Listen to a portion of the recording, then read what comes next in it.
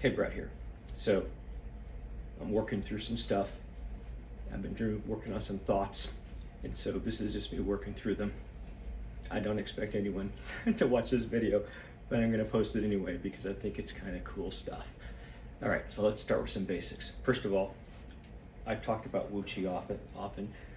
This is Wu Chi. Since I've got this weird angle,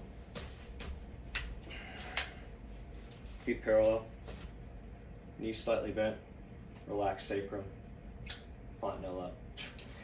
But that's how you do it. That's not what it is. Wu Chi, from the perspective of Tai Chi, is singularity. It's before the separation or the balance of yin and yang. So, philosophically, there's a singularity, Wu Chi. There's a separation into and the balance of yin yang, and then the ultimate completion and the balance of the yin yang, you return back to Wu Chi. That's just basic philosophy of Tai Chi. Okay, now, next metaphor, shapes. Shapes is just a placeholder word. However, I'm using it as a metaphor. So for example, if I think about a shape, if I've got a square and a rectangle, they're different. And when you try to interact, they have a particular interaction. Two rectangles will interact differently than two squares. That's just an example. So when I talk about shape, that's an example. Now, also that interaction over time tends to cause changes, grooves, if you will. And certain things fit better together than other things, just naturally. Where do shapes come from? Shapes don't exist, but the singularity does. Shapes exist in the presence of duality, but ultimately all shapes are without form or empty, and ultimately are part of the singularity. Inasmuch as we're having the conversation though, there is duality. And so where there's conversation, where there's awareness, there's duality. Where there's duality, there's shapes. Shapes have interactions. My shape, my body, the way in which I interact, has a direction based on my genetics, based on my family of origin experience, based on what I eat, and based on what I do. However, while those actions are generally limited by how shapes interact, and that's just physics. When I say physics, the reality is the shapes don't exist, but they exist in that we're in a duality situation. In duality, these are clearly two different shapes. And so in the sense that duality exists, these exist. These don't exist because duality is an illusion, but since we're here and having this conversation, we're in the illusion. Since we're in the illusion, these shapes exist. And since these shapes exist, they have a consequence for how they interact. And by the way, I'm using shape in a very general sense. This thing has a shape, but it also has a shape in terms of the material it's made. So shape is just a fractal of distinction that you can observe. And then there's a nice metaphor there for tying things together. Okay. So speaking of, let's get back to shaping for a second. So I've got shapes, and shapes have interaction. Now, did you notice I just defined karma? So I have how I was born, and I had what came before me, and I've had all the decisions I made up to this point, and that generally gives me a current shape with current grooves, and certain things are going to be easier and certain things are going to be more difficult. So for example, it's going to be very difficult for me to become a billionaire. Just, it is. It's not impossible, I suppose, but it's not going to happen. But what could happen is I'm really pissed off at somebody, and I realize they don't even know why. And being pissed off at somebody, to steal from Buddhism, is like drinking poison to hurt somebody else. So in that moment of awareness, one of my choices is to surrender and let go and accept. And that little act makes that moment and the next moment different. So we have a choice which reality we're about to play in. And in fact, that's like an instantaneous bardo. I'm in a bardo instantaneously right now. I'm at a point of existence. I get to choose my next point of existence, inasmuch as I'm taking the time to do things like physically shaking so that I can downregulate into my parasympathetic system and get this meat bag that captures my essence to be able to turn down enough to really see things. And as much as I can do that, I can then make more decisions based on a likelihood that that decision is going to work with the shapes that I'm experiencing. Yeah. So that's where I'm going. So there's a couple things. Do we have free will? Free will, okay, so first of all, any concept, any word, anything presupposes duality. Because if you have a word is different from anything else. So therefore, there's at least two things. And that means non-singularity. So first of all, words, everything. Literally, if you're talking about anything other than the singularity, it is an incomplete partial of something greater. And so it's at best an approximation. So the word free will itself is not free will. It's a pointer to free will, and that concept exists in duality, and duality is inherently inconsistent because of its empty nature, and so by definition, there isn't any. But since we're here and we're talking about it, there is free will. Now, the free will is not without bound, because duality implies bound. Singularity is boundless. So in a context in which you're bound, and by the way, if we're having this conversation, there's an I, there's a we, there's a conversation, we are bound. There's no infinity. So we have free will within the bounds of reality. Now, when I say reality, what the hell does that mean? Again, go back to the example. I'm not going to become a billionaire. One, I'm not trying. Two, I'm not capable. And three, well, let's not get political, but realistically, it's not going to happen. But something that did happen a couple years back, I was in a situation where stress and reality made the expectations I had of myself completely unrealistic. Really, there were three possibilities. Continue being miserable, and then finally collapsing in stress, or realizing that I had to redefine what reality was. And that, if you've ever heard any of my talks on defining better, that's when I defined better as less sucky. And so that was a point in my life where some days better was getting off the couch and picking up a piece of trash. So from dire consequences comes either destruction or survival. And really, at the end of the day, they're kind of the same thing. So I think, let's see, we talked about free will, instantaneous bardos, talked about karma. Oh, okay. So one of the key questions is, what was before and what was after? I reject before and after entirely. The only thing that makes sense is always is, logically. Because if there was a before and after, that's duality, but duality is not singularity. The only way you can have singularity is to have always. Just this is. And timelessness. So time is a duality. Time exists only in duality. It doesn't exist outside of duality. Nothing exists outside of duality. In fact, singularity doesn't exist without duality. It cannot. Because until there's a spark of self-awareness, there's no awareness of anything. And so effectively, everything and nothing are the same thing. So how is this possible? It has to be. We're having this conversation, so something has to exist. So the question then is, what existed before? And the problem with it is that question is framed in duality. Doesn't make sense. It's irrelevant. It's a nonsensical question. The singularity always has existed. As for the duality, who knows? Is it simultaneously creating and being destroyed? Is it infinite? I don't know. But the bottom line is, it doesn't make any sense that there was a before, so it always was. So the Big Bang is simply an example of some local phenomenon. And you know, it's amazing if you think about it. We're looking at the universe, and it's like the same distance in all directions. Why is it round? I mean, I get maybe expansion, but could it be that we're not actually in the middle of anything, and that, anyway, I'm actually speculating. I really don't know about that. So anyway, let's see, free will, we got that. What are the other big issues? I'm trying to get this from memory.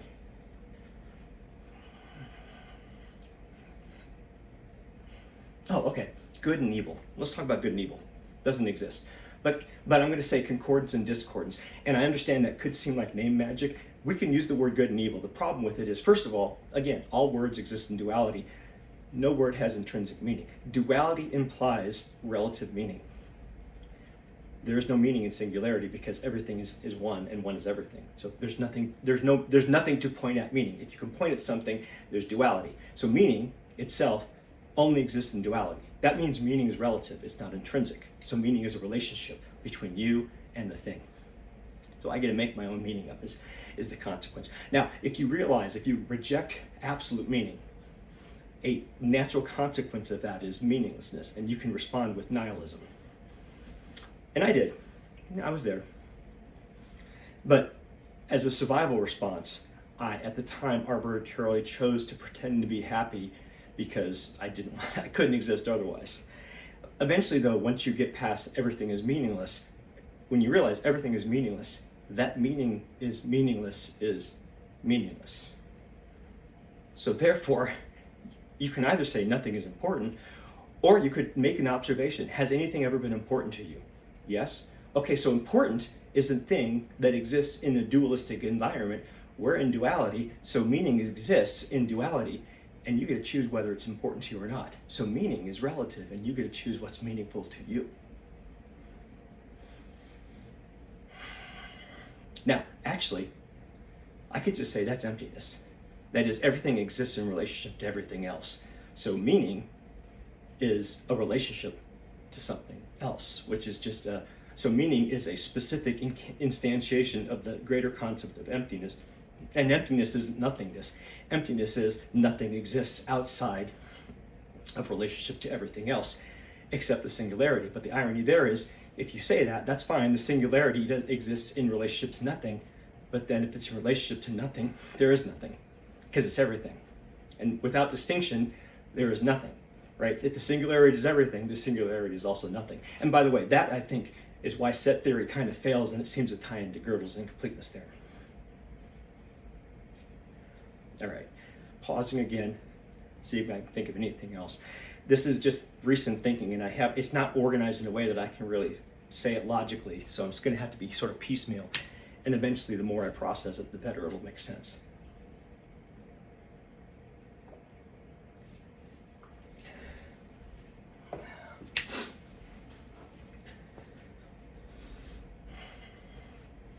Okay, so one of the questions might be, why does anything exist?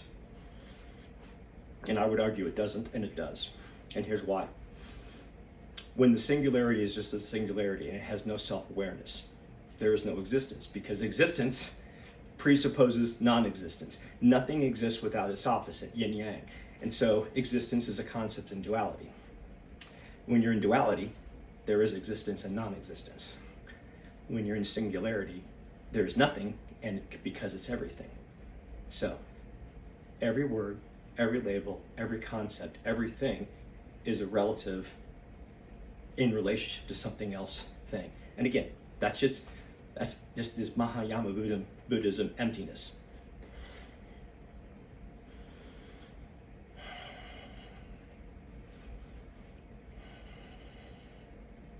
See what comes up next, if anything. I'm not going to try to force this one.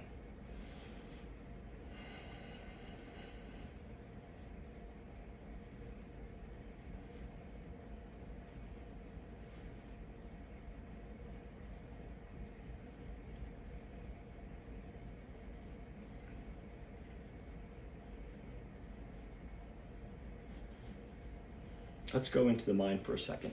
So, the brain body is a receiver of signals and a producer of signals.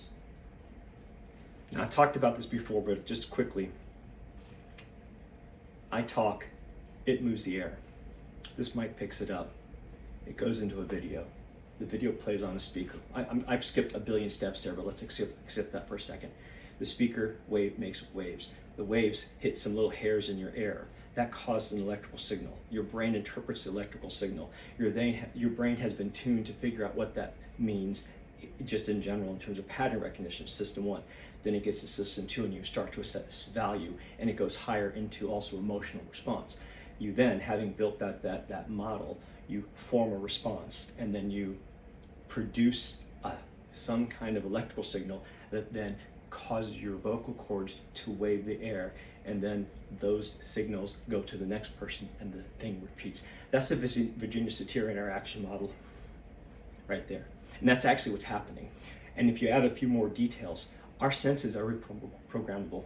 There's examples of people using sensors on the roof of the mouth and cameras and giving limited sight to blind people. So the roof of the mouth has been used to actually train people to see. And it works, right? Because you're not seeing me. You've got some light. That light is picked up on your retina. It's turned into electrical signals, and then it's been trained to be interpreted through all your experience and interaction. And all that training is either useful or not useful. And the more that you have increased your fidelity of interpreting the signals that your body is receiving, the closer to what is a reality you're going to get. But it's impossible, because to get to all the details, because there's an infinite number of details, would take an infinite amount of time. And also, I just noticed time and infinite there. Both infinity and time are concepts, and therefore they exist in duality. They don't exist in singularity.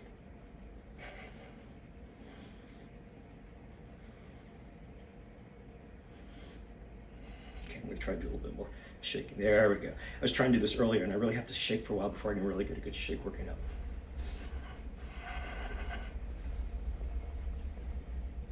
Trying to get the same resonant going in my arms, it's harder to do.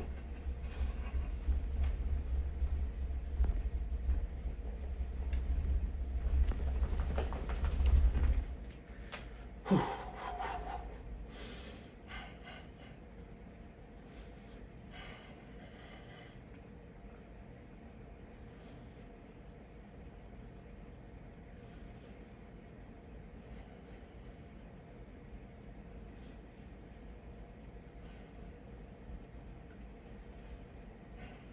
More to come.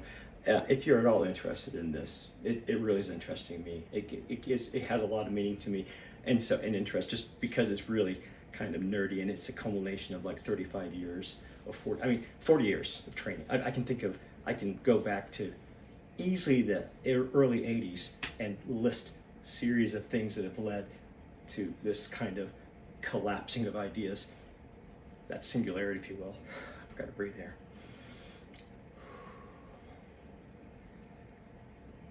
And so you can ask me for the perplexity thing, and you can look at the entire chain of reasoning from the first questions to the conclusions, as well as all the questions through the various forms of Buddhism and their typical challenges. And by the time I got to the end, it was like the questions just answered themselves.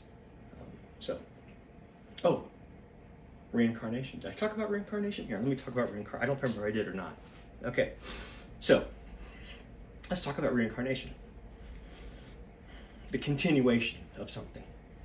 Okay, so first of all, singularity by itself, maybe, but singularity plus emptiness, the soul doesn't exist. For a soul to exist is distinction. Distinction is duality, right? I mean, that's just so. But as with everything, the soul does exist because the soul is a pointer to a concept or an experience. So let's talk about various forms of actual reincarnation, and then a reasonable interpretation based on the shapes that I talked about earlier.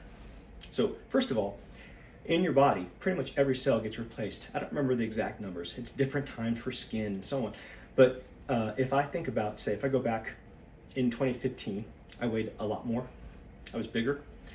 I would suspect that, I wonder about this. I don't know about this, but pretty much all the cells in my body have been replaced. I don't know about fat cells because, for example, I know I store toxins in my fat cells, and those toxins are still there. So if I replace the fat cells, they're maintaining their content. So I don't know about fat cells, but in general, your entire body is replaced.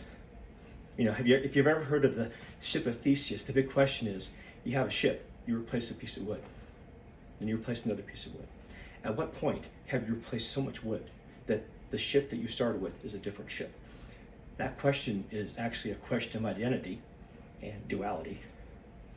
I believe in the Civil War, because they were having trouble keeping stock counts of guns, they defined the definition of identity as the barrel number. And so if the barrel got destroyed, it was a new gun. And that's how they resolved that identity problem. But notice, identity is a relative problem. Identity doesn't exist as singularity. So this is all a construct of separation, and separation is arbitrary. And so identity is arbitrary. Now, we need identity to work within the constraints of the current interactions of the other shapes around us. If we don't, we'll be in discordance, and that will generally require more energy and probably lead to a shorter lifespan. So, given the time we've been here, evolution has optimized us to live long enough to be just curious enough. I think I've lost my train of thought there, so I'm going to stop and unravel. So anyway, back to reincarnation.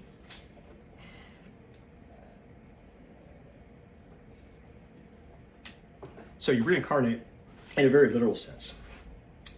And I don't know if you've had a personal experience like this, but I can name many examples of where something clicked for me, and the reality I was living in before is not the same as the one I'm living in after. Same person, but my view on how I see the world has changed. In the sense, an apocalypse, a veil has lifted. That is, there's a change beyond which I cannot go back. So for example, actually a really early example of this was, I was dealing with a boss who had made a commitment for me, and I was pissed off because I was like, he didn't even talk to me. And I was doing journaling at the time, and I all of a sudden, after about 10 or 15 minutes of just free form, I wrote down, and I wrote this quote, and I didn't make the commitment, and I stopped. I stopped for like a minute as I let what I had just written sink in. And all of a sudden, literally, my entire body just released stress, realizing I was never part of the conversation. It's not my fucking problem. Sorry, I'll beep that out. Well, I probably won't beep it out. No, I will. Anyway, it's not my problem, right? Because I didn't make the commitment. And the problem with that is, it is really hard to have that realization and then still work at a job where people tend to make commitments for you, because it's like, I don't care. It's hard.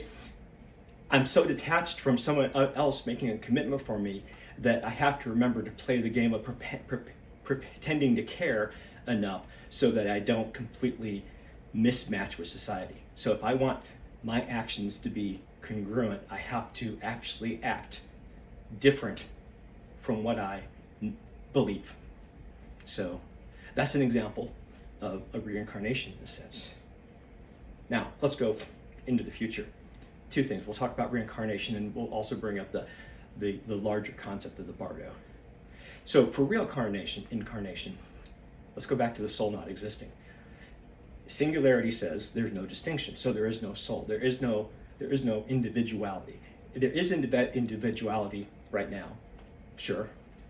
But again, everything we're experiencing is just a model of the one.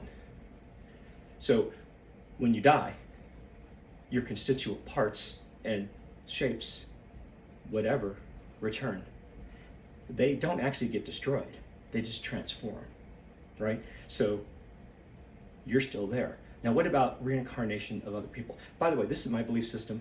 I know that this is not the same as other belief systems, and I'm not telling you what anyone else should believe, because frankly, we're talking about the ineffable. We're talking about literally everything, and the only way to talk about everything is to forever talk about everything.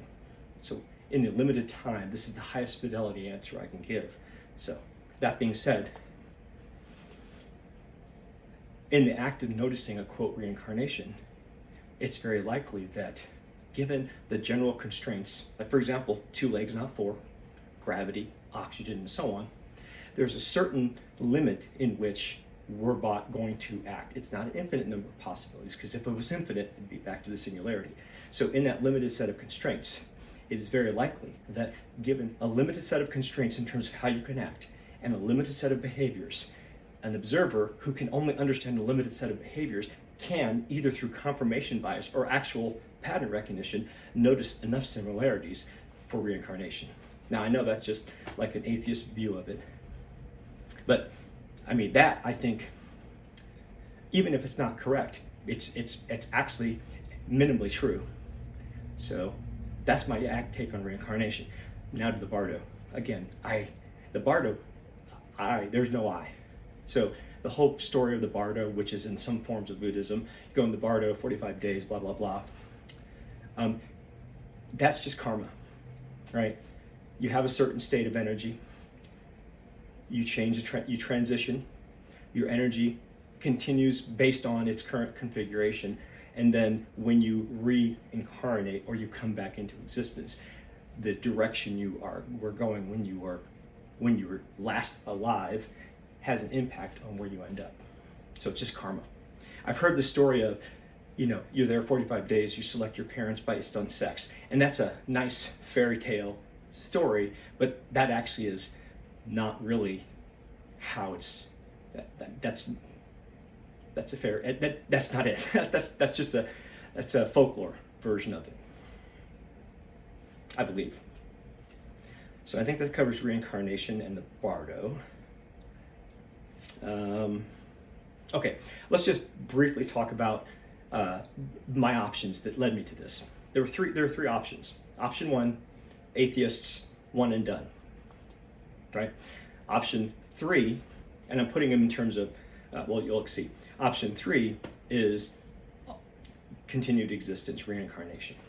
And the model I'm talking about is really an option three, except that since there is no I, the continuation is of everything, and this is just a temporary meat bag that happens to have some kind of presence or something like that.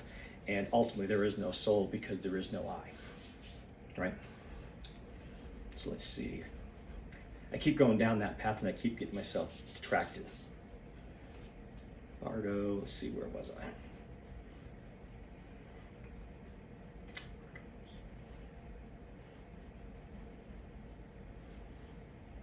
I completely lost my train of thought. Anyway, in fact, that's what I'm doing this for. I'm trying to work through thoughts. Verbalizing it helps. I don't expect anyone to listen to it. I will, maybe. Don't know how long have I been going. Ooh, half hour shaking. This is the most I've ever done.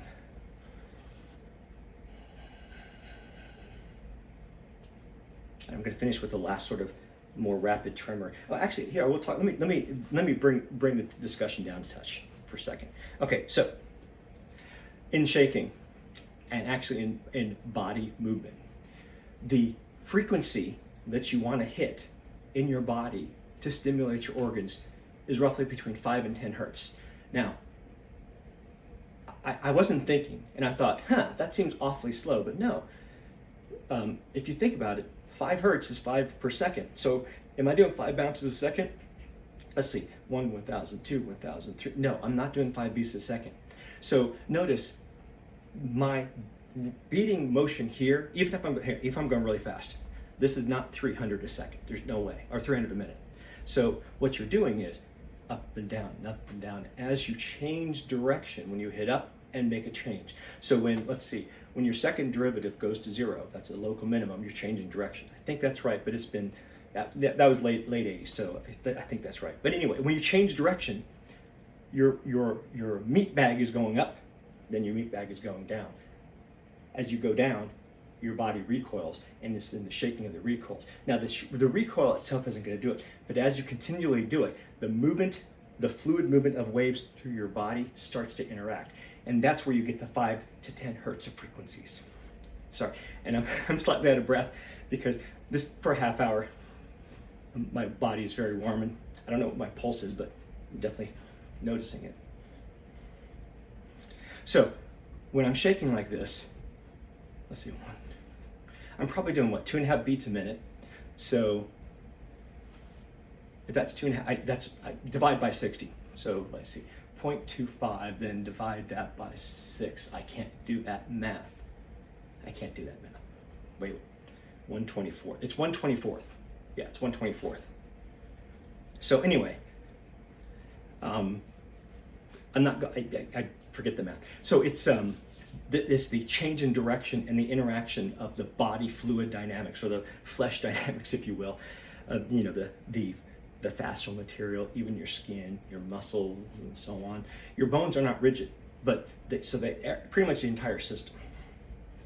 And then, actually, if you think about it, when I do this, I'm relaxing more in my body, and so my bones are getting more involved.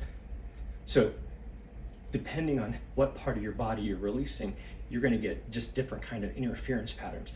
And those interference patterns are great because you don't want them to be too consistent. You want them to be somewhat random. It's the randomness, the noise, that causes your internal systems. See if I can pronounce this right. Stochastic noise that causes nonlinear systems like the systems in our bodies. It can be a natural calming effect, or resetting, or avoiding cascading negative or positive feedback. That's from control theory, I believe. So the important thing is play, try it, do it, and also make sure you monitor for pain. You don't want pain. You don't want to be able to point to something, like right there, actually right there. So I've still got problems in my heel, specifically my Achilles tendon. I bruised it a while ago. So depending on how my body is forward or back, I can feel it. So that's good. Right there, that's bad. Right, play with it. Okay, I think it's enough. Have a good morning.